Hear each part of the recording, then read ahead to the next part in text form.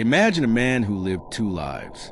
To his neighbors, he was a quiet baker in Anchorage, Alaska, but in the shadows of the frozen wilderness, he became a hunter of women, a man who kidnapped, tortured, and released his victims into the woods, only to track them down with a rifle like wild prey.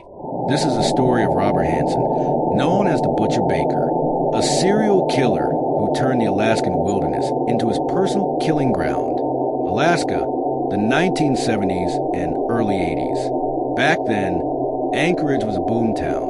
Oil money was flowing. Construction workers filled the bars, and the city's red light district thrived. Beneath the neon signs, there was a darker reality. Hundreds of women working as dancers, sex workers, and escorts. Many were transient, many went missing, and few were ever reported. And that environment was the perfect hunting ground for a man like Robert Hansen. Hansen was not the kind of monster anyone expected. He owned a bakery. He had a wife, 2 children. On the surface, an ordinary man. But behind that facade was a quiet rage, born from years of bullying, humiliation, and deep resentment toward women.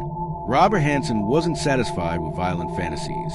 He began picking up women in Anchorage's strip clubs and offering them money. But once inside his car, the trap was set. He kidnapped them at gunpoint. He chained them in his basement. He assaulted and tortured them. And then came the part that truly revealed the monster inside him. Hansen would fly his victims, blindfolded, deep into the Alaskan wilderness in his private bush plane. Once there, he released them into the forest, giving them the illusion of escape. But Hansen was an expert hunter, armed with a rifle and a hunting knife. He stalked them like animals. He let the fear sink in. He gave chase. And when he was ready, he killed them, often burying their bodies in shallow graves across the tundra. For over a decade, dozens of women disappeared. But police had no leads, no connections, no witnesses. By the early 1980s, Anchorage police began noticing a disturbing pattern. Young women, mostly sex workers and dancers, were vanishing at an alarming rate. In 1982, the first breakthrough came when construction workers discovered the remains of a woman near a riverbank.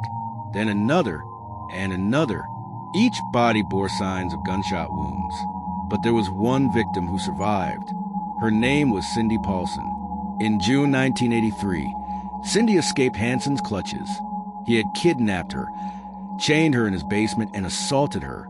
But while Hansen prepared his plane for the hunt, she made a daring run for freedom. Barefoot and handcuffed, she flagged down a passing truck and told her story to police.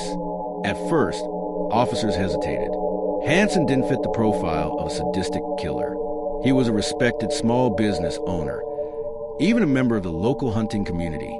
But Cindy's testimony was compelling, and investigators began digging deeper. Surveillance confirmed Cindy's story. Hansen's friends revealed that he often bragged about hunting in the bush. Police secured a warrant, and what they found inside his home ended any doubt.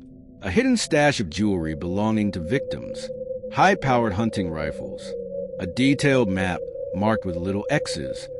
Each X represented a shallow grave where Hansen had buried his prey. Robert Hansen's crimes weren't random. They were methodical. Psychologists later described him as a man consumed by resentment. Growing up, Hansen had severe acne and a stutter. He was rejected by girls in school, mocked, and bullied. The bitterness grew into hatred. And when he finally found success in adulthood, opening a bakery, earning enough money to buy a plane, he used it to live out his revenge fantasies.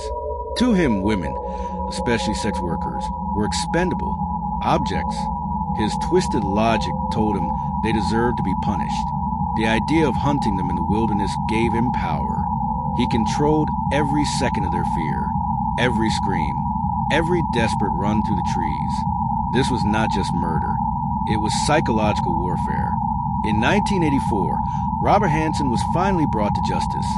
Faced with overwhelming evidence, including the discovery of 17 bodies, he confessed. He admitted to abducting, raping, and murdering at least 17 women, though investigators believe the true number may be as high as 30 or more. Hansen was sentenced to 461 years in prison without parole, one of the harshest sentences in Alaskan history. He died in 2014 at the age of 75 inside prison walls. But his legacy of horror still lingers in Alaska. To this day, hikers sometimes stumble across bones in the wilderness, potential victims of the Butcher Baker, never identified. Robert Hansen lived a double life. Baker by day, Butcher by night. He used the vast wilderness of Alaska as his killing field. And for more than a decade, the city of Anchorage unknowingly lived alongside a man who treated human beings as prey. Some monsters hide in the shadows. Others hide in plain sight. This was the story of Robert Hansen, the Butcher Baker, a forgotten killer, but one of the most brutal hunters in American history. And remember, this is only one chapter. There are countless others. Monsters the world has chosen to forget, but we will remember